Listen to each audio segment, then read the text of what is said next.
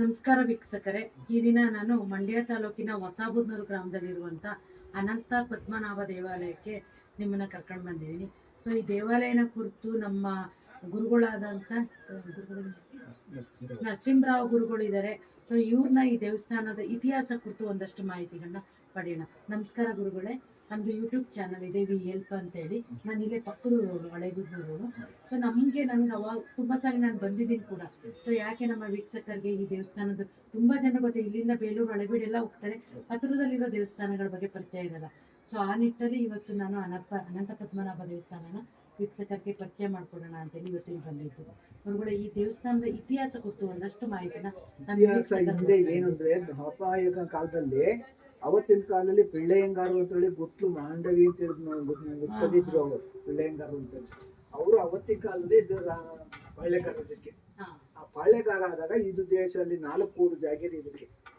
ಯಾವ ಗೊತ್ತು, ಅನ್ಕೆರೆ, ಮದ್ದೂರು, ದೊಡ್ಡಸಿಂಕೆರೆ, 4 ಊರು ಇದಕ್ಕೆ 4 ಊರು ಜಾಗೇರಿ ಇರಬೇಕಾದ್ರೆ. ಆ ಜಾಗೇರಿ ಇದ್ದ ಕಾಲದಲ್ಲಿ ಇದನ್ನು ದೇವನ ಪ್ರಶಂಸ ಮಾಡಿದಾಗ ಸಾಬ್ರ ಕಾಲದಲ್ಲಿ ಮುಸ್ಲಿಂ ಅವರು ಹೊಡೆದಾಗ ಸಿಗಿಸ್ತೆ ಮಾಡ್ಬಿಟ್ಟು ಎಲ್ಲ ದಿನ ಮಾಡ್ಬಿಟ್ಟು ಹೊಟ್ಟೋಗ್ಬಿಟ್ರು. ನಾವು ಜೈಜರು ದ್ವಾರಪಾಲಕರು 4 ವಿಗ್ರಹ ಇದ್ದು. 4 ವಿಗ್ರಹನೂ ವಿಶ್ವೇಶ್ವರ ಮ್ಯೂಸಿಯಂಗೆ 96ರಲ್ಲಿ 92 ತಗೊಂಡ್ಬಿಟ್ಟರು. ವಿಗ್ರಹ ಭಿನ್ನಾಗ್ಬಿಟ್ಟು ಇವೆಲ್ಲ ಮುರಿದಾಕ್ಬಿಟ್ಟಿದ್ರಲ್ಲ, ತಗೊಂಡು ಹೊಂಟೋಗ್ಬಿಟ್ಟರು. ಆ ದೇಶದಲ್ಲಿ 4 ಇದ್ರು, ನಾವು 8 ವಿಗ್ರಹ ತಗೊಂಡ್ರು. ಆವಾಗ ನೀಚಿಗೆ ಇದನ್ನು ಯಾರು ಮುಂದುವರ್ಸೋದಕ್ಕೆ ಮುಂದಕ್ಕೆ ತರಲಿಲ್ಲ. ಅದು ಮೊದಲು ಇಡೀ ಸುತ್ತ ಹಳ್ಳಿಗಳಲ್ಲಿ ಯಾರಾದ್ರು ಬಂದು ಮುಂದಕ್ಕೆ ತರ್ತೀವಿ, ನಾವು ಒಂದು ಇದು ಮಾಡ್ತೀವಿ ಅನ್ನೋರು ಯಾರು ಬಂದು. ಇವತ್ತು ಭಗವಂತ ಏನ ನಿಮ್ಮನ್ನು ಕರ್ಕೊಂಬಂದಿದ್ದಾನೆ. ಅವ್ನ ಸಾಕಾರದಲ್ಲಿ ಏನಿದೋ ಅವನು ಕೊಡ್ಸೋಂಥ ಧರ್ಮ ಎಲ್ಲ ಅವ್ನು ಕಾಪಾಡಬೇಕು ಹೊತ್ತು ನಮ್ಮಲ್ಲಿ ಏನಿಲ್ಲ. ಆಯ್ತು, ನೀವೇ ಕೊಡಬೇಕು. ನೀವು ಏನಾರ ಬಂದೆ ನಾನು ಒಂದು ಪೇಪರ್ ಇದೆ ಕೊಡ್ತೀನಿ. ಗುರುಗಳ, ಈ ದೇವಸ್ಥಾನ ಈಗ ಇಲ್ಲಿ ಗ್ರಾಮ ಪಂಚಾಯತಿಗೆ ಒಳಪಟ್ಟಿದೆಯಾ, ಮುಜರಾಯಿಗೆ ನೋಡ್ದಂಗೆ ಆರ್ಟಿಕಲ್ ಡಿಪಾರ್ಟ್ಮೆಂಟ್ಗೆ? ಹೌದಾ? ಈಗ ನಿಮ್ಗೆ ಇಲ್ಲಿ ಏನು ಗೌರವಧನ ಅಂತ? ಗೌರವಧನ ಯಾವ್ದು ಇಲ್ಲ ಮೇಡಮ್. ನನಗೆ ಕೊಡ್ತಾ ಇರೋದು ಸರ್ಕಾರದಲ್ಲಿ ಕೊಡ್ತಾ ಇರೋದು 5,000 ರೂಪಾಯಿ. ಯಾಕೆ ಸ್ವಲ್ಪ ಎಣ್ಣೆ ಸರ್ಕಾರ 5,000 ರೂಪಾಯಿ. ಇವತ್ತು ಒಬ್ಬ ಮನುಷ್ಯನ ಇವತ್ತು 500ರಿಂದ 600 ರೂಪಾಯಿ ಕೂಲಿ ಕೊಡ್ತಾರೆ. ಉಳಿಸ್ಕೊಂಡು ಬರ್ತಾ ಇದ್ದೇನೆ ಹೊರತು ನಿಮ್ಮಂತ ದಾನಿಗಳು ಬಂದವರು ಸ್ವಾಮಿ ನೀವು ಉಳಿಸ್ಕೊಂಡು ಹೋಗ್ತಾ ಇದ್ದಾರೆ ಹೊರತು ಪೂಜೆ ಮಾಡಿ ಉಳಿಸ್ತಾ ಇದ್ರೆ ಅಷ್ಟಕ್ಕೆ ಸಂತೋಷ ಪಡಬೇಕು. ಏನು ಕೊಡೋದಿಲ್ಲ, ಏನು ಕೊಡೋಲ್ಲ. ಇದು ಪ್ರತಿನಿತ್ಯ ನಿರ್ವಹಣೆ ಹೇಗ್ ಮಾಡ್ತೀವಿ ಗುರುಗಳೇ? ಏನ್ ಮಾಡೋದು, ನಾವೇ ಊಟತ್ತೀವಿ, ನಾವೇ ಇದು ಮಾಡ್ತೀವಿ. ಈಗ ಪೂಜೆ ಯಾರೋ 4 ರೂಪಾಯಿ ತಂದ್ಬಿಟ್ರು, ಒಂದು ಅಲಂಕಾರ ಮಾಡಿದೆ. ನಾನು ತಂದೆ ಹೂವು ಹಾಕಿ ಪೂಜೆ ಮಾಡಿ ಸ್ವಲ್ಪ ಮಾಡಿ ಮಾಡಿದೆ. ಬಂದು ಬರ್ತಾ ಇದ್ವಿ, ಈಗ ಮತ್ತೆ ಬರ್ತಾ ಇದ್ವಿ, ಕುತ್ಕೊಂತ ಸಾಕಾಗ್ತಾ ಇದೆ. ಈ ಊರಲ್ಲಿ ಯಾವ ಇದು ಏನು ಕೊಡೋದಿಲ್ಲ. ಜಮೀನೆಲ್ಲ ಹೊಂಟೋಯ್ತು. ಇದರಲ್ಲಿ 4 ಎಕರೆ ಜಮೀನು. ಗೌರಿ ಕೊಡುಗೆ 4 ಎಕರೆ. ಕಾಶೀಶ್ವರ ಸ್ವಾಮಿ ದೇವಸ್ಥಾನ 4 ಎಕರೆ. ಎಲ್ಲ ಒಟ್ಟು 15-18 ಎಕರೆ ಜಮೀನು ಬರೀ ವಿಷಯ ಇಂದ ಸರ್ಕಾರ ಅದನ್ನ ಒತ್ತುವರಿ ಮಾಡ್ಕೊಂಡು ಸರ್ಕಾರ ಮಾಡ್ಕೊಂಡು ಈ ರೈತರು ಮಾಡ್ಕೊಂಡಿರೋದು 19 ಎಕರೆ ಜಮೀನು. ಅದು ಮುತ್ತರಾಯಗುಡಿಗೆ 3 ಎಕರೆ. ಅಲ್ಲಿ ವೃಂದಾವನ ಅಂತ ಇದೆ, ವೃಂದಾವನ ಎಕರೆ 9.5 ಎಕರೆ. 9.5 ಎಕರೆ ರೈಲ್ವೆ ಡಿಪಾರ್ಟ್ಮೆಂಟ್ ರೈಲ್ವೆ ಗೇಟ್ ಇದ್ರೆ ಅದು ಏಕ ಇದೆ. ಅದು 9.5 ಎಕರೆ. ಈ ಆಂಜನೇಯ ಸ್ವಾಮಿ ದೇವಸ್ಥಾನ ಇಲ್ಲಿರೋದು 7 ಎಕರೆ ಜಮೀನು. ಎಲ್ಲ ಒಟ್ಟು 28 ಎಕರೆ. ಎಲ್ಲ ಈಗ ನಾಸ ಎಲ್ಲ ಒತ್ತುವರಿ ಮಾಡ್ಕೊಂಡ್ಬಿಟ್ಟಿದ್ದಾರೆ. ಎಲ್ಲ ಅವರೇ ಗುತ್ತಿಗೆ ಕೊಟ್ಟಿದ್ವಲ್ಲ, ಅವ ಇಂದ್ರಮ್ಮ ಉಳನ್ಗೆ ಭೂಮಿ ಅಂತ ತಂದು ಆಗ ಒಡೆಯ ಅಂತ ತಂದಾಗ 74-76ರಲ್ಲಿ ತಂದಾಗ ಕೊನೆಗೆ ಅವಳು ಉಳ್ಕೊಂಡ್ಲೆ. ಹಾಗೆ ಒಂದು ಅವ್ರ ಮಕ್ಕಳು ಉಳ್ಕೊಂಡೆ ಇಬ್ರು. ಅವ್ರು ಹೊಂಟೋದ್ರೆ ಎಲ್ಲಿ ಭಗವಂತ ಎಲ್ಲಿ ಮುಂದಕ್ಕೆ ದಾರಿ ಕೊಟ್ಟನು. ಅವ್ನ ಸಹಕಾರ ಕೊಟ್ಟಿರ್ತಾನೆ, ನಮಗೆ ದಾರಿ ಕೊಟ್ಟನು. ಅವನ ಸಹಕಾರ ಇಲ್ದವ್ರು ಏನು ದಾರಿ ಮಾಡೋಕ್ಕಾಗುತ್ತೆ? ಗುರುಗಳು, ಇದು ನಾನು ಕೇಳ್ಪಟ್ಟೆ. ನಾನು ಸ್ವಲ್ಪ ಚಿಕ್ಕವಳಾಗಿದೆ ಮೀನ್ಸ್ ಕಾಲೇಜು ಹಿಂಗೆ ಹೋಗ್ಬೇಕಿದ್ರೆ ಕಾಲೇಜು ವಿದ್ಯಾಭ್ಯಾಸ ಮಾಡುವಾಗ ದೇವಸ್ಥಾನ ಅಲ್ಲಿತ್ತು ಒಂದು. ಇದಕ್ಕೆ ನಮ್ಮ ತೈಲೂರು ವೆಂಕಟಕೃಷ್ಣ ಅವರು ತುಂಬಾ ಪರಿಶ್ರಮ ಪಟ್ಟಿದ್ದು ನಾನು ಚಿಕ್ಕವಳಾಗಿದ್ದಂಗೆ ನೋಡಿದ್ದೆ, ಕೇಳಿದ್ದೆ ಕೂಡ. ಅವ್ರ ಬಗ್ಗೆ ಇದೆಲ್ಲ ಅವ್ರು ಹೇಗ್ ಸಪೋರ್ಟ್ ಕೊಟ್ಟರು? ಸಪೋರ್ಟ್ ಕೊಟ್ಟು ಗೌರ್ಮೆಂಟ್ ಸಪೋರ್ಟ್ ಕೊಟ್ಟರು. ಅವರು ಕನ್ನಡ ಮತ್ತು ಸಂಸ್ಕೃತಿ ಇಲಾಖೆಯಲ್ಲಿ ಇದು ನಮ್ಮ ಕನ್ನಡ ಸಾಹಿತ್ಯ ಪರಿಷತ್ತಲ್ಲಿ ಅಧ್ಯಕ್ಷರಾಗಿ ಕಾರ್ಯನಿರ್ವಹಿಸುವಾಗ ಇದಕ್ಕೆ ಹೆಚ್ಚು ಒತ್ತು ಕೊಟ್ಟಿದ್ದು. ನಾನು ಅವಾಗ PUC ಡಿಗ್ರಿ ಮಾಡ್ತಾ ಅದಕ್ಕೆ ಇದ್ರ ಹೆಗ್ಡೆಯರ್ ಮಾಡಿದ್ದು. ಧರ್ಮಸ್ಥಳ ರಾಮಕೃಷ್ಣ. ಹೆಗ್ಡೆಯರ್ ಓ, ಸಹಕಾರ ವೀರೇಂದ್ರ ಕೊಟ್ಟು, ಹೆಗ್ಡೆ ಅವರು. ವೀರೇಂದ್ರ ಹೆಗ್ಡೆ ಸಹಕಾರ ಮಾಡಿ ಗ್ರಾಮದಲ್ಲಿ ಒಂದು ಸ್ವಲ್ಪ ಸಹಕಾರ ಕೊಟ್ಟು ಅದನ್ನ ಮಾಡಿ. ನಿತ್ಯ ಪೂಜೆಗಳು ನಡೆಯುತ್ತಾ ಗುರುಗಳೇ? ಹೇಗೆ ಇದು ಇಲ್ಲ, ಡೈಲಿ ಟೈಮಿಂಗ್ಸ್ ಏನಾದ್ರು ಇದೆಯಾ? ಡೈಲಿ ಪೂಜೆ. ಸಮಯ, ಪೂಜೆ ಸಮಯ 8 ಗಂಟೆಗೆ ಬಂದ್ರೆ 9-9:30 ಗಂಟೆ ಇರ್ತೀನಿ. ಇರ್ತೀರಾ? ಪೂಜೆ ಮಾಡ್ಕೊಂಡು ಹೋಗ್ತೀನಿ. ಮತ್ತೆ ಸಂಜೆ ಪೂಜೆ ನಂಬರ್ ಹಾಕಿದ್ದೀರಾ? ನಂಬರ್ ಹಾಕಿದ್ರೆ ನಂಬರ್ ಜೂಮ್ ಮಾಡಪ್ಪ. ಆ ನಂಬರ್ ಫೋನ್ ಮಾಡಿದ್ರೆ ನೀವು ಬಂದು ಮಾಡ್ತೀರಾ? ಲಾಸ್ಟ್ ಟೈಮ್ ನಾವು ಬಂದು ಹೀಗೆ ನನ್ನ ಫ್ರೆಂಡ್ ಬಂದಿದ್ದಾರೆ ಅಂತೇಳಿ ಸಂಕ್ರಾಂತಿನಲ್ಲಿ ಒಬ್ಬರು ಪ್ರೊಫೆಸರ್ ಬಂದಿದ್ದ ಕರ್ಕೊಂಡು ಬಂದಿದ್ದೆ. ಫೋನ್ ಮಾಡಿದಾಗ ಅವ್ರು ಪಾಪ ನೀವು ಬಂದ್ರಿ, ಆಗ ಅದು ಯಾರ ಬಿಡ್ತಾರೆ ಬಂದ್ರೆ ಪೂಜೆ ಮಾಡಿದ್ರೆ ನೀವು ಬಂದು ಅವ್ರಿಗೆ ಇದು ದೇವ್ರ ದರ್ಶನ ಅವಕಾಶ ಮಾಡ್ಕೊಡ್ತೀರ. ಥ್ಯಾಂಕ್ ಯು ಗುರುಗಳೇ. ಇಷ್ಟೊತ್ತು ನೀವು ದೇವಸ್ಥಾನ ಕುರಿತು ಒಂದಷ್ಟು ಮಾಹಿತಿ ಕೊಟ್ಟರು. ನಾನು ಕೂಡ ನಮ್ಮ ವೀಕ್ಷಕರಿಗೆ ಒಂದಷ್ಟು ಮಾಹಿತಿನ ಇದ್ರ ಬಗ್ಗೆ ತಿಳ್ಕೊಂಡಿದ್ದೀನಿ. ನಾನು ಅದನ್ನ ತಿಳಿಸ್ತೀನಿ. ಒಳ್ಳೇದಾಗ್ಲಿ ಗುರುಗಳೇ. ಮತ್ತೆ ನಿಮ್ಮ ಎಲ್ಲ ಆರೋಗ್ಯ ದಯೆಯಿಂದ ಒಂದಷ್ಟು ಅಭಿವೃದ್ಧಿ ಮಾಡಿದ್ದೀರಾ. ಏನಿಲ್ಲಮ್ಮ, ನಾವು ಎರಡು ಮಾತಾಡ್ತೀವಿ ಅಷ್ಟೇ ಹೊರತು ಎಲ್ಲ ಕಾಪಾಡೋದು ನಾವು. ಥ್ಯಾಂಕ್ ಯು ಗುರುಗಳೇ, ಥ್ಯಾಂಕ್ ಯು. ವೀಕ್ಷಕರೇ, ಅನಂತ ಪದ್ಮನಾಭ ಸ್ವಾಮಿ ದೇವಸ್ಥಾನ ಕುರಿತು ಒಂದಷ್ಟು ಶಾಸನದಲ್ಲಿರುವಂಥ ವಿಚಾರಗಳನ್ನ ಅರ್ಚಕರು ನನ್ನ ಜೊತೆಗೆ ಹಂಚ್ಕೊಂಡಿರುವಂಥದ್ದು. ಇದ್ರ ಇತಿಹಾಸ ನಾನು ನಿಮಗೆ ತಿಳಿಸೋದಕ್ಕೆ ನಾನು ಬಯಸ್ತೀನಿ. ಭಾರತ ದೇಶ ಹಿಂದೂಗಳ ದೇಶ. ಈ ದೇಶದಲ್ಲಿ ಅನೇಕ ಗುಡಿ ಗೋಪುರಗಳು ಇವೆ. ಮಂಡ್ಯ ತಾಲೂಕು ಹೊಸಬೂದನೂರು ಗ್ರಾಮವೂ ಸಹ ಇದಕ್ಕೆ ಸೇರಿದ ಒಂದು ಸಂಗ್ರಹಾಲಯ. ಇಲ್ಲಿ ಅನಾದಿ ಕಾಲದಿಂದಲೂ ಶ್ರೀ ಅನಂತ ಪದ್ಮನಾಭ ಸ್ವಾಮಿ ದೇವಾಲಯವು ಪ್ರಸಿದ್ಧವಾಗಿದೆ. ಈ ದೇವಾಲಯವು ಇತಿಹಾಸದ ವೈಖರಿಯನ್ನು ಸಾರುತ್ತದೆ. ಈ ದೇವಾಲಯವನ್ನು ವೀರ ನರಸಿಂಹದೇವರು 1998 ಧಾತು ನವ ಸಂವತ್ಸರದ ಪುಷ್ಯ ಶುದ್ಧ ಸೋಮವಾರದಂದು ಸ್ಥಾಪಿಸಿದರು ಎಂಬುದಾಗಿ ಇಲ್ಲಿನ ಶಾಸನ ತಿಳಿಸುತ್ತದೆ. ಈ ಸ್ಥಳಕ್ಕೆ ಶ್ರೀಮದ್ ಸರ್ವಜ್ಞ ಪದ್ಮನಾಭಪುರ ಎಂಬ ಹೆಸರು ಇತ್ತು.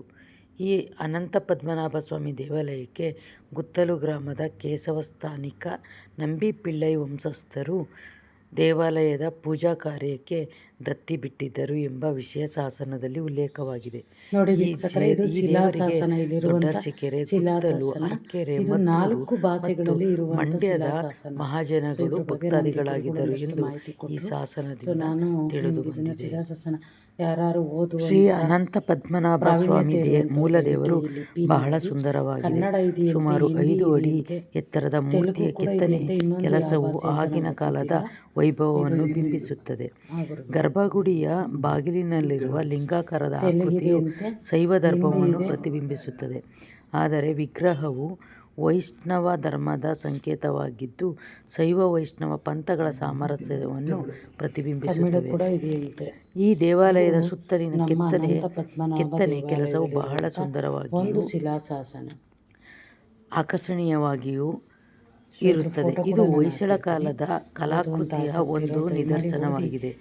ದೇವಾಲಯದ ನವರಂಗದಲ್ಲಿರುವ ಕಲ್ಲಿನ ಕಂಬಗಳು ಸುಂದರ ಸರಳ ಕೆತ್ತನೆಯ ಒಂದು ಕೃತಿಯಾಗಿ ಶಿಲ್ಪಕಲೆಗೆ ಹೆಸರುವಾಸಿಯಾಗಿತ್ತು ಎಂಬುದನ್ನು ಸಾರುತ್ತದೆ. ಮೂಲ ವಿಗ್ರಹದ ಮೇಲೆ ನರಸಿಂಹದೇವರ ಕೆತ್ತನೆ ಇದ್ದು ಇದು ವೈಷ್ಣವ ಪಂಥ ಪ್ರಬಲವಾಗಿತ್ತು ಎಂಬುದನ್ನು ತಿಳಿಸುತ್ತದೆ. ರಾಜರ ಕಾಲದ ಮತ್ತು ಪಾಳೆಗಾರಿಕೆಗೆ ಹೆಸರುವಾಗಿದ್ದ ಕಾಲದಲ್ಲಿ ಗುಡಿ ಗೋಪುರಗಳು ಉತ್ತಮ ರೀತಿಯಲ್ಲಿ ರೂಪುಗೊಂಡಿದ್ದು ಇವುಗಳು ಶಿಥಿಲವಾದಾಗ ಸರ್ಕಾರ ಮತ್ತು ಗ್ರಾಮಸ್ಥರಿಂದ ಕೂಡಿ ಈ ಕಲಾಕೃತಿ ಉತ್ತಮ ರೀತಿಯಲ್ಲಿ ಪುನರ್ನಿರ್ಮಾಣವಾಗಿದೆ.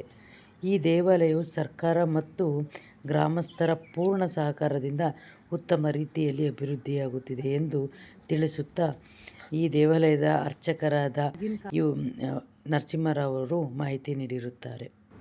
ಆತ್ಮೀಯರೇ, ನೀವು ನೋಡ್ತಿರುವಂಥದ್ದು ಶ್ರೀ ಅನಂತ ಪದ್ಮನಾಭ ದೇವಾಲಯದ ಮುಂಭಾಗದಲ್ಲಿರುವಂಥ ಕಲ್ಲಿನ ದೀಪ.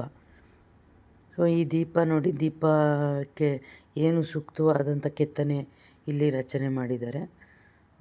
ಈ ದೇವಾಲಯದ ಸುತ್ತಲಿನ ಆವರಣವನ್ನು ನಾನು ನಿಮಗೊಮ್ಮೆ ತೋರಿಸ್ತೀನಿ. ನೀವು ನೋಡ್ತಿದ್ದೀರ ಏನು ಬೇಲೂರು ಹಳೆಬೀಡಿನಲ್ಲಿ ರಚನೆಯಾಗಿದೆಯೋ ಚೆನ್ನಕೇಶ್ವರ ದೇವಾಲಯ, ಅದೇ ಪ್ರತಿರೂಪದಂತೆ ಇದೂ ಕೂಡ ದೇವಾಲಯ ಅಷ್ಟೇ ಸುಂದರವಾದಂಥ ಕೆತ್ತನೆಯನ್ನು ಒಳಗೊಂಡಿದೆ. ಏಕೆಂದರೆ ಇದು ಕೂಡ ಹೊಯ್ಸಳ ಕಾಲದಲ್ಲಿ ಪ್ರಾರಂಭವಾದ ಅಥವಾ ರಚನೆಯಾದಂಥ ದೇವಾಲಯ ಆಗಿದೆ. ಇದಕ್ಕೆ ಶಾಸನ ಕೂಡ ನಿಮಗೆ ಈಗಾಗಲೇ ಸಾಕ್ಷಿಯಾಗಿ ನೋಡಿದಂಥದ್ದು.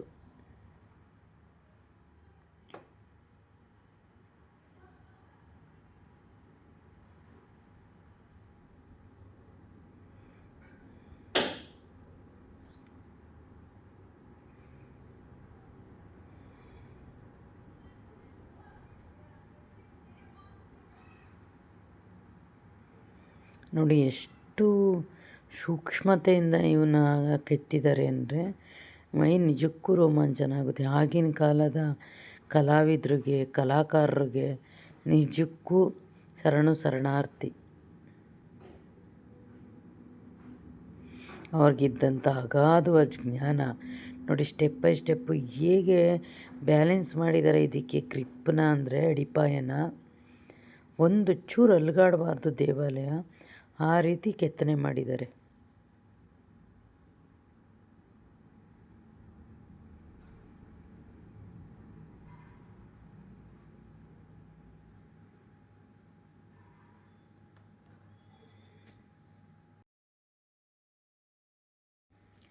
ಈಗ ನೀವು ನೋಡ್ತಿರುವಂಥ ಏನು ವಿಗ್ರಹ ಇದೆಯೋ ಅದು ಆಗಿನ ಯುದ್ಧ ಕಾಲದಲ್ಲಿ ವಿಘ್ನ ಆದಂಥ ವಿಗ್ರಹ.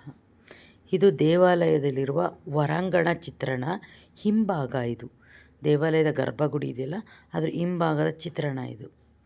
ನೋಡಿ ಹೇಗಿದೆ, ನಿಜ ಮೈ ರೋಮಾಂಚನ ಆಗುತ್ತೆ ಈ ಕೆತ್ತನೆ ನೋಡಿ. ಕಲಾವಿದರಿಗೆ ಎಷ್ಟು ನಾವು ಸಲಾಮ್ ಮಾಡಿದ್ರು, ಎಷ್ಟು ನಾವು ಧನ್ಯವಾದಗಳನ್ನ ತಿಳಿಸಿದ್ರು ಅದು ತೀರಾ ಕಡಿಮೆನೇ ಅನಿಸ್ಬಿಡುತ್ತೆ. ಇಂಥ ಒಂದು ಅದ್ಭುತವಾದಂಥ ದೇವಾಲಯ ನಮ್ಮ ಜಿಲ್ಲೆ, ನಮ್ಮ ತಾಲೂಕು, ಅದರಲ್ಲೂ ನಮ್ಮೂರಿನ ಪಕ್ಕದಲ್ಲೇ ಇದೆ ಅಂತ ಹೇಳೋದಕ್ಕೆ ತುಂಬ ಹೆಮ್ಮೆ ಅನಿಸುತ್ತೆ ನನಗೆ.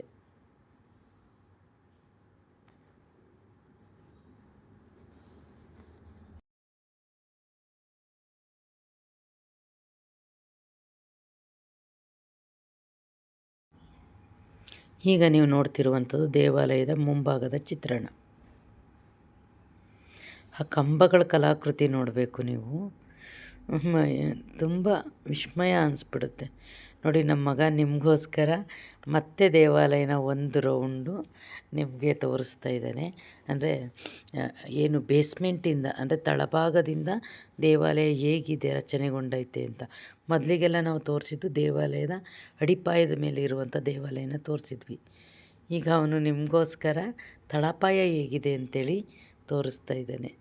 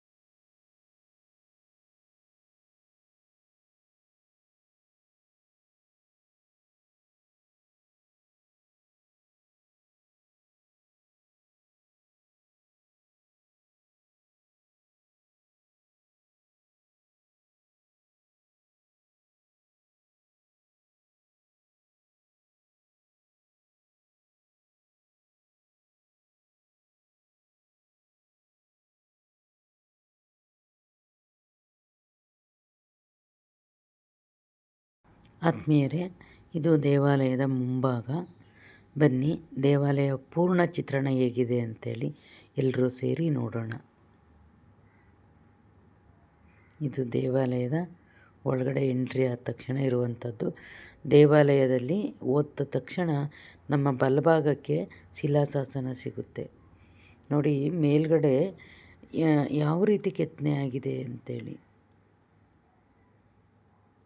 ಮೇಲ್ಛಾವಣಿಯ ಚಿತ್ರಣ ಇದು. ನಮ್ಮ ಎಡಭಾಗದಲ್ಲಿ ಇರುವಂಥ ಚಿತ್ರಣ ಇದು. ಇದು ಒಳಗಡೆ ಇರುವಂಥ ಕಂಬಗಳು. ಇಡೀ ದೇವಾಲಯಕ್ಕೆ ಈ ಕಂಬಗಳೇ ಮುಖ್ಯ ಮೂಲಾಧಾರ. ಸುರುಳಿ ಸುರುಳಿ ಆಕಾರದಲ್ಲಿ ದೇವಾಲಯದಲ್ಲಿ ಕಂಬಗಳು ಇರುವಂಥದ್ದು ತುಂಬ ಬೃಹದಾಕಾರವಾಗಿ ಇದೆ.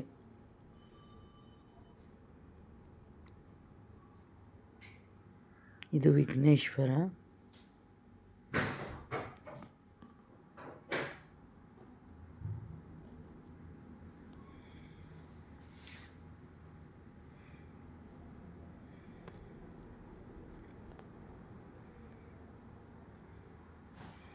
ಎಲ್ಲರಿಗೂ ಶ್ರೀ ವಿಘ್ನೇಶ್ವರ ಒಳಿತನ್ನುಂಟು ಮಾಡಲಿ.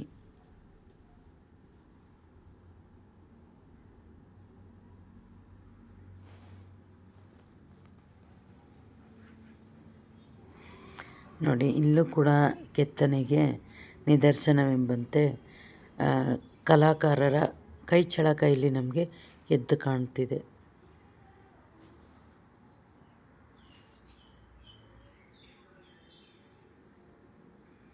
ಇದು ಗರ್ಭಗುಡಿ ಒಳಗಡೆ ಹೋಗೋದಕ್ಕೆ ಇರುವಂಥದ್ದು. ಸೊ ಕೆತ್ತನೆ ನೋಡಿ, ನಿಜಕ್ಕೂ ನನಗೆ ವಿಸ್ಮಯ ಅನಿಸ್ಬಿಡ್ತು ರೀ. ನಾನು ಬೇಲೂರು ಹಳೆಬೀಡು ಕೂಡ ತುಂಬ ಸರಿ ಹೋಗಿದ್ದೀನಿ. ಅಲ್ಲಿಗೂ ಇಲ್ಲಿಗೂ ನನಗೇನೂ ವ್ಯತ್ಯಯ ಕಂಡು ಬರಲಿಲ್ಲ.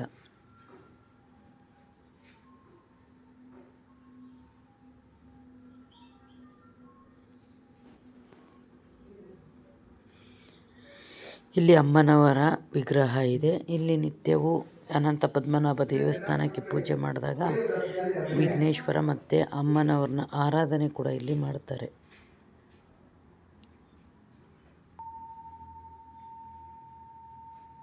ಇದು ಮಂಟಪ ಹೇಗಿದೆ ನೋಡಿ. ನಾವೇನು ಹೊಸ್ತಿಲು ಭಾಗ ಅಂತೀವೋ ಅದು ಇದೇನೆ. ಇದು ದೇವಾಲಯದ ಗರ್ಭಗುಡಿ ಮುಂಭಾಗ ಇರುವಂಥ ಆವರಣ. ಶ್ರೀ ಅನಂತ ಪದ್ಮನಾಭ ದೇವಾಲಯದಲ್ಲಿರುವ ಶ್ರೀ ಅನಂತ ಪದ್ಮನಾಭ ಸ್ವಾಮಿ ಇವರೇ. ಬನ್ನಿ ವೀಕ್ಷಕರೇ, ಎಲ್ಲರೂ ಕೂಡ ದೇವರ ದರ್ಶನ ಪಡೆದು ದೇವರ ಕೃಪೆಗೆ ಪಾತ್ರರಾಗೋಣ.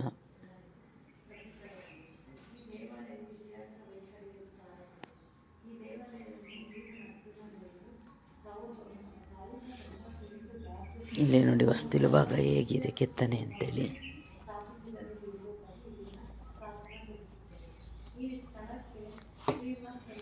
ಮೇಲ್ಛಾವಣಿನ ಇವಾಗ ನೋಡಿ ನೀವು ಎಷ್ಟು ಸುಂದರವಾಗಿ ಮೇಲ್ಛಾವಣಿನ ಕೆತ್ತನೆ ಮಾಡಿದ್ದಾರೆ ಅಂದರೆ ನಿಜಕ್ಕೂ ಒಮ್ಮೆ ಬರಬೇಕು ನೀವು ವೀಕ್ಷಕರೇ. ಈಗ ನೀವು ನೋಡ್ತಿರುವಂಥದ್ದು ದೇವಾಲಯದ ಪೂರ್ಣ ಹೊರಾಂಗಣ ಚಿತ್ರಣ. ಸೊ ನಾನು ಅಲ್ಲಿ ನಿಂತಿದ್ದು ಜಸ್ಟ್ ಒಂದು ಸಣ್ಣ ವಿಡಿಯೋ ಕ್ಲಿಪ್ಪಿಂಗ್ನ ಮಾಡಿದೆ ನಿಮಗೋಸ್ಕರ. ನೋಡಿ, ಇದು ಇಡೀ ದೇವಸ್ಥಾನದ ಹೊರಾಂಗಣ ಚಿತ್ರಣ. ವೀಕ್ಷಕರೇ, ನಿಮಗಾಗಿ ಒಂದಷ್ಟು ವಿಡಿಯೋ ಕ್ಲಿಪ್ಪಿಂಗ್ಸ್ನ ಹಾಕಿದ್ದೀನಿ. ಮತ್ತಷ್ಟು ಸೂಕ್ಷ್ಮತೆಯಿಂದ ನೀವು ದೇವಾಲಯ ಹೇಗಿದೆ ಅಂತ ಅರಿಬೋದು. ಆ ಕಾರಣಕ್ಕೋಸ್ಕರ ಒಂದಷ್ಟು ಫೋಟೋಗಳನ್ನ ನಾನು ತೆಗೆಸಿ ಇಲ್ಲಿ ಹಾಕಿದ್ದೀನಿ. ದಯವಿಟ್ಟು ಎಲ್ಲರೂ ಕೂಡ ಸಾಧ್ಯ ಆದರೆ ಅಥವಾ ಬಿಡುವು ಮಾಡ್ಕೊಂಡು ಯಾವುದ್ಯಾವುದೋ ಪ್ರೇಕ್ಷಣೀಯ ಸ್ಥಳಗಳಿಗೆ ಹೋಗೋದ್ರ ಬದಲು ಬನ್ನಿ, ನಮ್ಮ ಜಿಲ್ಲೆ ನಮ್ಮ ತಾಲೂಕಲ್ಲೇ ಇರುವ ಶ್ರೀ ಅನಂತ ಪದ್ಮನಾಭ ದೇವಾಲಯಕ್ಕೆ ಭೇಟಿ ಕೊಡಿ. ದೇವರ ಕೃಪೆಗೆ ಪಾತ್ರರಾಗಿ ಇಲ್ಲಿರುವಂಥ ಕಲಾಕೃತಿಯನ್ನು ನಿಮ್ಮ ಕಣ್ಮನ ತುಂಬಿಕೊಂಡು ಆಸ್ವಾದಿಸಿ.